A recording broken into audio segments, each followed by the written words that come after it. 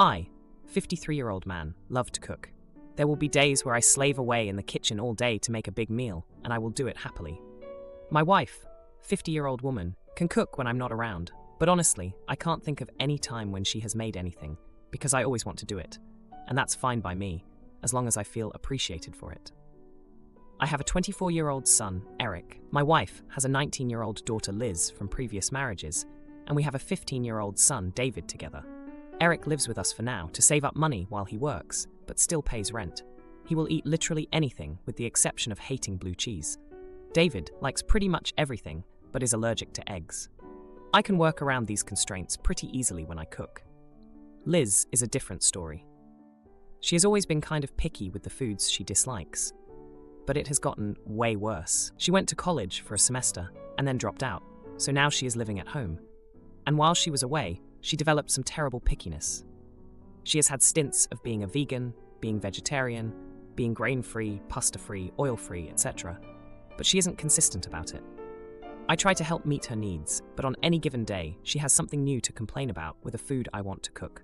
Sometimes, she and I will debate for hours about what to make with me, basically saying, "Tell me what you want for dinner that will work for you, and I will cook it, so long as it meets the other kids' restrictions." And she is so unhelpful with this.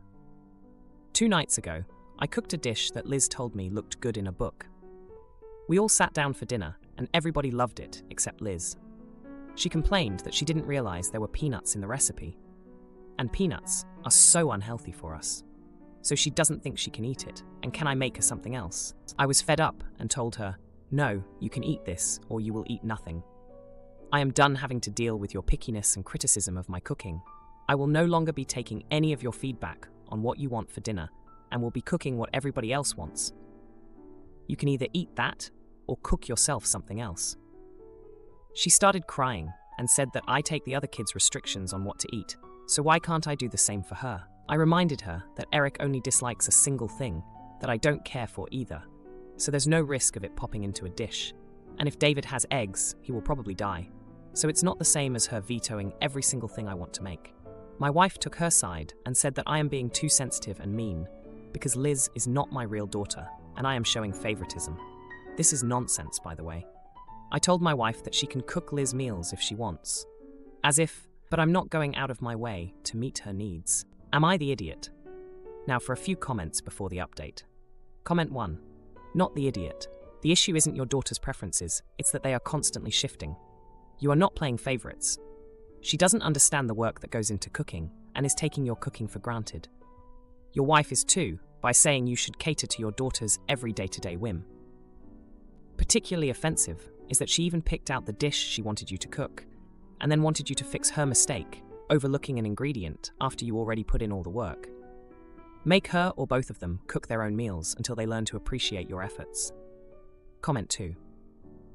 Now, this may just be me, but back when I worked in a psych ward, many patients with eating disorders would frame their disorder as a healthy diet, allergy, intolerance, so that their behavior, not eating a full, balanced diet, would not be recognized as disordered. The issue is that if they saw you adapting to this, they would keep adding new restrictions until you finally let them do what their disorder has been trying to get them to do all along: not eat. I am definitely biased here, but it might be worth checking out. Now, for the update. Hey everyone, a lot has happened since my last post about the family dinner drama. I thought things would calm down, but boy, was I wrong. After the peanut incident, Liz started cooking her own meals, which was a relief at first. But then, she began making passive-aggressive comments about how much healthier her food was compared to what I made. It was like she was trying to turn Eric and David against my cooking. Eric, who's been saving up to move out, got caught in the middle of this food feud. He's a peacekeeper by nature, and he tried to smooth things over by suggesting themed dinner nights where we could all agree on the menu. It worked for a while, until Liz decided she didn't want to participate anymore because she felt like her choices were never really considered. David, who's usually easygoing, started to get annoyed with Liz's constant kitchen takeovers. Since he's allergic to eggs, he's used to checking labels and being careful, but Liz's new habit of scrutinizing every ingredient out loud was getting on his nerves. Then came the jaw-dropping moment. One evening, while Liz was out with friends, my wife confessed something that shook me to my core. She admitted that she had been feeling disconnected from me and that she was the one who had been encouraging Liz to stand up for her dietary choices. She said she felt like I was so focused on cooking and pleasing everyone else that I wasn't paying enough attention to her. This revelation led to a heated argument, the kind where old resentments come bubbling up to the surface. We brought up past grievances, like the time I forgot our anniversary because I was too busy planning a dinner party, or when she felt sidelined at a family gathering because I was too wrapped up in my culinary creations. In the midst of our fight, Liz came home early and overheard everything. She stormed into the kitchen, accusing us of always making her the problem, when clearly there were deeper issues at play. Liz said she felt like an outsider in her own home, and that's why she'd been acting out with her picky eating habits. The confrontation forced us all to take a hard look at our family dynamics. We decided to have a family meeting to clear the air and set some new ground rules for mealtimes. We agreed that everyone would take turns cooking once a week, and the person cooking would make sure there was something on the table for everyone. Liz apologized for her behavior and admitted she had been unfair to me. In turn, I apologized for dismissing her dietary choices and promised to be more considerate. My wife and I agreed to work on our communication and to make more time for each other outside of the kitchen. Things were starting to look up, but then, just when we thought we had it all figured out, Herok dropped a bombshell. He had received a job offer in another state. It was an incredible opportunity for him, but it meant he would be moving out much sooner than any of us expected. The news hit us hard. Despite the recent tensions, Herok had been the glue holding us together. His departure meant that our family was about to change in a big way. We were all proud of him, but the thought of him leaving created a bittersweet atmosphere in the house. As Herok started packing his things, we all pitched in to help. Liz even put together a recipe book filled with all of his favorite meals that I had cooked over the years, as a going-away present. It was a touching gesture that showed how much she had grown in just a week. The night before Eric's departure, we had a farewell dinner. I cooked all of his favorites, making sure there were no blue cheese or eggs involved, and Liz prepared a vegan dessert that was surprisingly delicious. We laughed, we reminisced, and for a moment, it felt like everything was going to be okay. Pregnant neighbor knocks on my door at 3 a.m. asking me to take care of her kids until her sister arrives. I tell her no. I, female, 26, live in a block of newly constructed apartments. Everyone moved in a year ago, so we are all becoming acquainted with our neighbors. There are several families on my floor, and we have a shared courtyard where the children play during the summer, providing an opportunity for conversation. In the past, we have helped each other out with things like formula milk and items for children.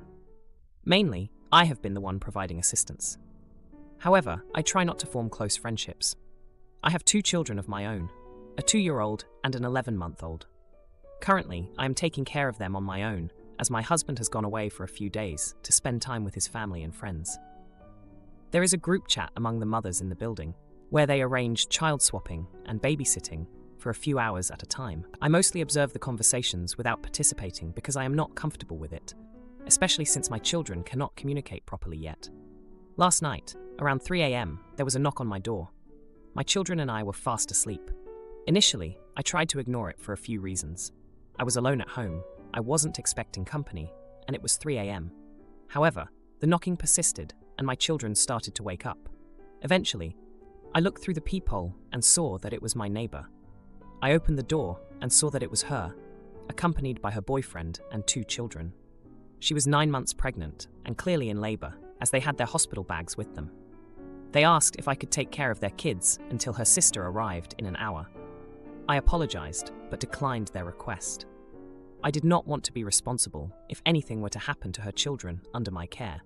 And I also did not want to risk waking up my own children. I believe that situations like these should be planned in advance and not rely on randomly knocking on doors in the hopes that someone will take in your children. Besides, I already have my hands full with my own 2 children, and I cannot handle 2 more running around my house at 3 in the morning. The neighbor and her boyfriend called me evil and rude. The boyfriend even criticized me, asking what kind of mother watches another person struggle. I feel like if my husband were here, he wouldn't speak to me in that way. Am I the jerk? Edit. It seems that there are a lot of entitled people here, or parents who think it's normal to relentlessly knock on a stranger's door at 3 a.m. to dump their kids on them. Edit 2. I think people are forgetting how 1-year-olds typically behave. They are usually very attached to their primary caregiver, and I'm sure that watching their parents leave them with me, someone they don't know, would have left them inconsolable. Having all 4 children awake at 3 a.m. and waking up my own 2 kids sounds like a nightmare. Edit 3. I just spoke to another neighbor who took them in, and she informed me that the sister didn't arrive until 8 a.m. Additionally, the kids were awake the entire time and woke up her children, causing a mess in her home. Now, for a few comments before the update. Comment 1. Not the idiot. I feel like this is something you need to plan ahead and not start knocking on doors, hoping someone takes your kids in. I've already got my hands full with my 2. There's no way I'm having another 2 running around my house at 3 in the morning. Agreed. You're on your own. There's a mom group chat of the moms in the building who swap kids around and babysit each other's kids for a few hours, and they rotate. They should have planned ahead with people in that group who are familiar with their kids. Comment 2. The idea of leaving your kids in the middle of the night with a neighbor you barely know for a prolonged amount of time without having pre-arranged or even warned them of the situation is mind-boggling. They had 9 months to plan and left their kids' safety and well-being until the literal last minute. Not the idiot. They are the kind of people to then announce it's all too difficult with a newborn. So now you need to keep the others for a fortnight. Now, for the update. Hey everyone, thanks for all the comments on my last post. It's been a wild week, and I've got quite the update for you all. After the whole 3 a.m. incident, things got pretty tense in our building. The neighbor who ended up taking in the kids from the labor emergency was pretty frazzled. She told me the kids were a handful, and her place was turned upside down. I felt bad for her, but I was also relieved I stuck to my decision. Now, here's where things get interesting. My husband came back from his trip, and I filled him in on the drama. He was supportive of my choice, but suggested maybe we could do something to smooth things over. We decided to bake some cookies and take them over to the neighbor who helped out as a thank you for stepping up. When we knocked on her door, the atmosphere was tense. She accepted the cookies, but then, out of nowhere, she started venting about how the other neighbors were gossiping about me, saying I was heartless for not helping out. I was shocked. I mean, I knew people were upset, but gossip? That stung. But here's the jaw-dropping moment. While we were there, the couple with the newborn came over to apologize. They admitted they were out of line and stressed out. They even brought a little gift for my kids as a peace offering. I was taken aback, but I appreciated the gesture. It was a surprising turn of events, and it felt like maybe we could all move past this. Now for the steamy part, remember the boyfriend who called me evil? Turns out, he's been having some issues with the new mom. They had a huge public argument in the courtyard, and everyone could hear them. It was about how he felt neglected since the baby came. I couldn't believe he was making it all about him. The new mom was in tears, and it was just a mess. But then, my neighbor, the one who took in the kids, stepped in. She's always been the peacemaker, and she somehow managed to calm them both down. It was impressive to watch. She's got this way of talking to people that just diffuses the tension. In the midst of all this, my 2-year-old has been going through a clingy phase, which has been tough. But seeing the community come together in the aftermath of the argument made me realize how much support we actually have around us. It's not just about borrowing formula or watching each other's kids. It's about being there for each other during the tough times too. And speaking of support, my husband has been amazing. He's been taking the kids out to the park to give me some downtime, and it's been a huge help. He's also been talking to the other dads in the building, and they're planning a little courtyard barbecue for everyone to get to know each other better. So, despite the initial drama, it feels like the community is growing stronger. People are talking more, and there's a sense of understanding that wasn't there before. As for me, I'm still cautious about who I let watch my kids, but I'm starting to feel more comfortable with the idea of maybe joining in on the babysitting group chat. I've been chatting with some of the moms, and they've been really welcoming. It's nice to feel like part of the community. Oh, and the neighbor who took in the kids. She started organizing a weekly playdate in the courtyard for all the kids, and it's been a hit. It's giving the parents a chance to relax and chat while the kids play. It's been a great way for us all to bond. Rich boy dad makes me work at his company at 14, and I take over at 29. But then my friend Kim and I start cooking and dating. Now he's stressed and sick from his job, so I tell him to quit and do more housework. My sister hates that I spend too much on Kim's B-Day gift. We argue, but then she tells me, so I, 30-year-old male, come from a well-off family, but my dad always taught me to work hard and have class. When I was 14, I started working at my dad's company part-time to earn my allowance. And when I turned 16, I became a real part-time employee. My dad decided to retire when I was 29 and handed the business to me. Back in my second year of university, I met Kim, 20-year-old male at the time. 29-year-old male now. We were in the same course and ended up in the same group for a group project near the beginning of the year. We had a similar sense of humor and clicked as friends quickly. One day he mentioned he loves to cook, and I told him we should cook together because I love to cook too.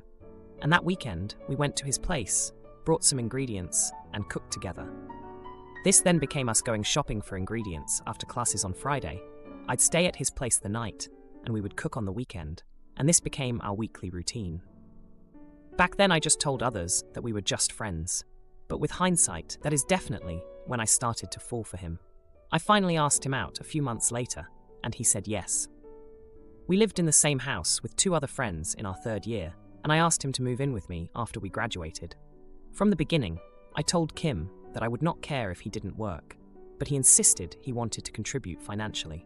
But after about a year, I had to make him stop, due to the differences in our incomes. He was working himself half to death and was getting ill trying to contribute enough.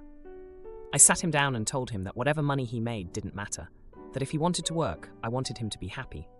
He cut back his hours, then moved to part-time, then decided to quit and work on his own projects. But he insisted I let him take on some of the housework. Now onto the issue. My sister, 32-year-old female, she and her partner, 31-year-old male, both work, and he also makes significantly less than her.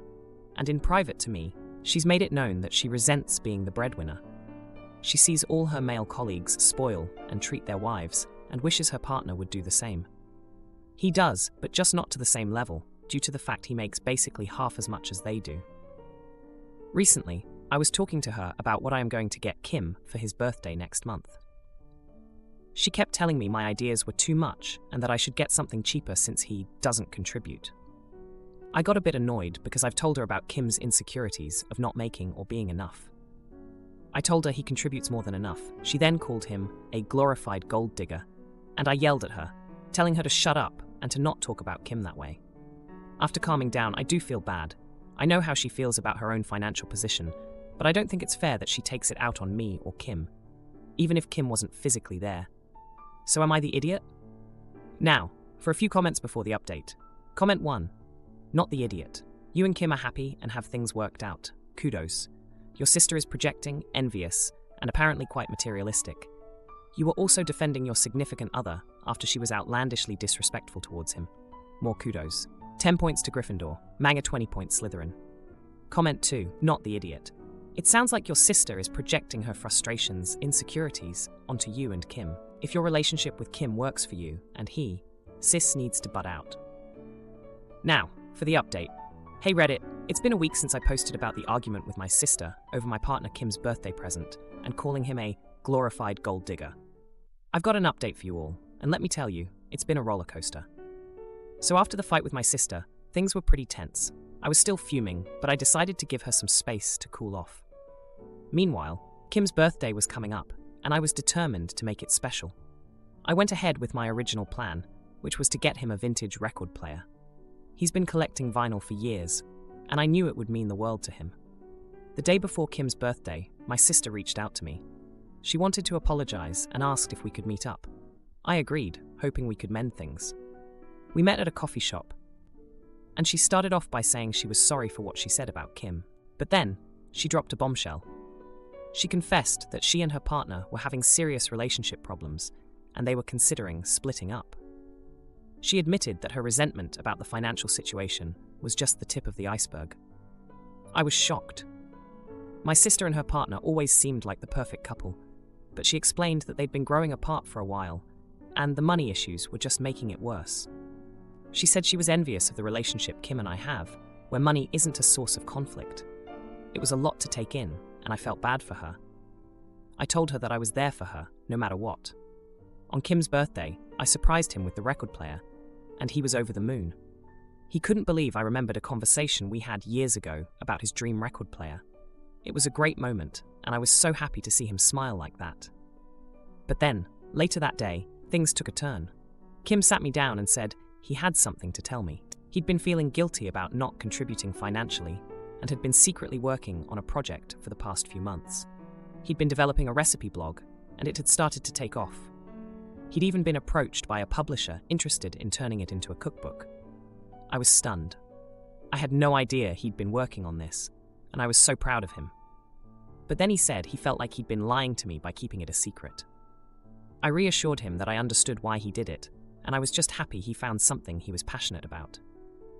The next day, my sister called me again. She and her partner had decided to take a break. She was moving back in with our parents for a while. It was a bittersweet moment. On one hand, I was glad she was taking steps to find happiness, but on the other, it was sad to see her relationship fall apart.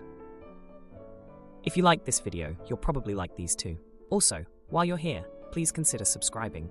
It's your support that keeps this channel alive and allows me to make better and longer videos. Have a great day.